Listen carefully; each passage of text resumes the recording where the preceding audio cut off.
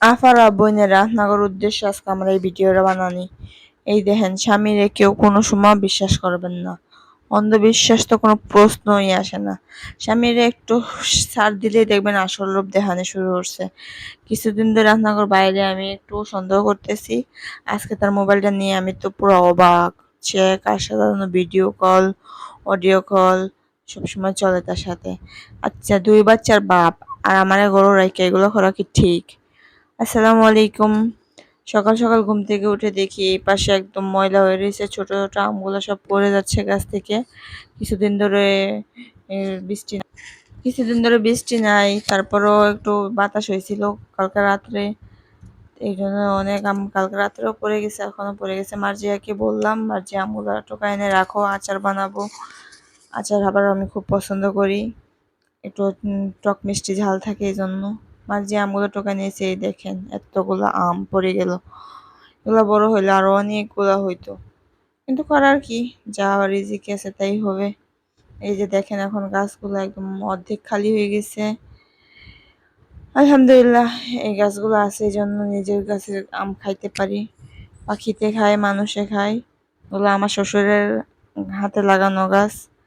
এখন মার যে আমগুলো দেখে খুব মন খারাপ করতেছে, বলতেছে আম্মু আমি পাকা আম খাবো, পাকা আম হবে না নাকি? এই যে দেখেন কালকে রাত্রে এইভাবে আম পড়ছে। আমি আর আপনার ভাই আর সাথে আমার মার্জিও ভয়তে ঘুম থেকে উঠে গেছিল। প্রচুর ঝড় হইছে।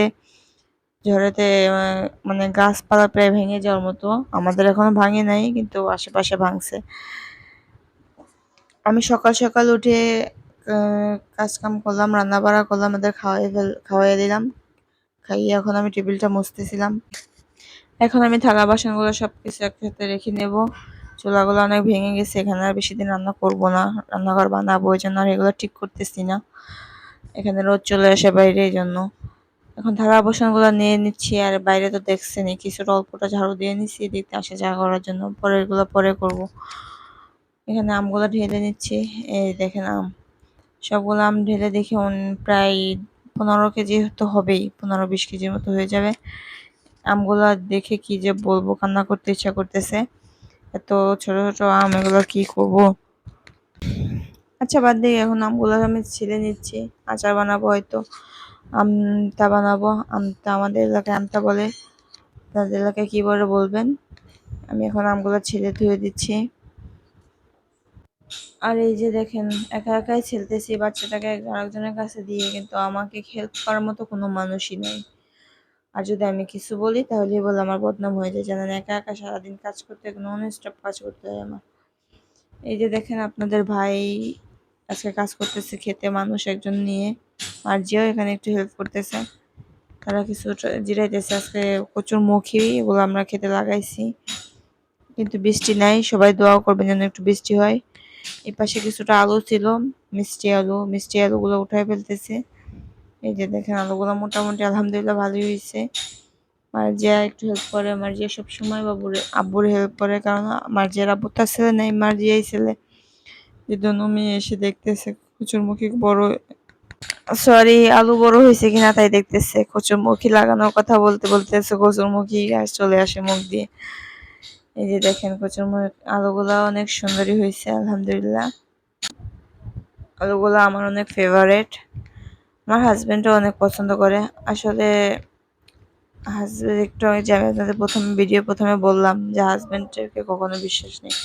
আমার হাজবেন্ড আমাদের সাথে এত হাসি খুশি, এত সুন্দর, তারপরে এই কাজটা কিভাবে করতে পারতেছে আমি মানে বিশ্বাস করতে পারতেছি না। বাড়ি এসে আমি সুন্দর করে ঝাড়ু দিয়ে পাতাগুলো গুছিয়ে নিতেছি। কিছুদিন পরে ধান হবে, ধানগুলো সিদ্ধ করতে হবে, এই জন্য পাতাগুলো বস্তায় ভরে শুকায় রাখি দিব। এখন আমি এগুলো করতে করতে আমার হাজবেন্ড ওদিকে আবার ডাকতেছে, সে আলু নিয়ে চলে আসছে তুলে। এই যে দেখেন আলুগুলা নিয়ে চলে আসছে, হয়তো 40-50 কেজি হবে হয়তো আলু এগুলা।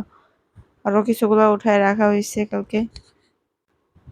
আল্লাহ মাটির ভিতরে যে কত কিছু দিয়ে দিল, দেখেন এক মাটির ভিতরে কত কিছু ফসল হয়। গোল আলু হয়, মিষ্টি আলু হয়, এক একটা এক এক আকার।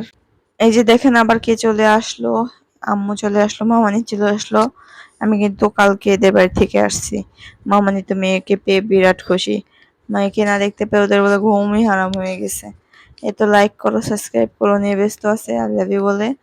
এখানে বাবুর আব্বু তার মরিচ গাছগুলোতে আবার পানি দিতেছে। প্রচুর গরম এই জন্য সব গাছগুলো সে একটু ভিজিয়ে ভিজিয়ে দিতেছিল, সাথে সিঁড়িটা একটু পানি দিয়ে দিল। সিঁড়িটার আর অনেক কাজ বাকি রয়েছে, কিন্তু এখন করতে পারতেছি না। সিঁড়িটা কমপ্লিট হইলে তো উঠতে সুবিধা হইতো। এই যে দেখেন মরিয়ম কি যেন শুধু এখন কামড়াইতেছে কদিন, আমি তাই একটু দেখতে চাইলাম।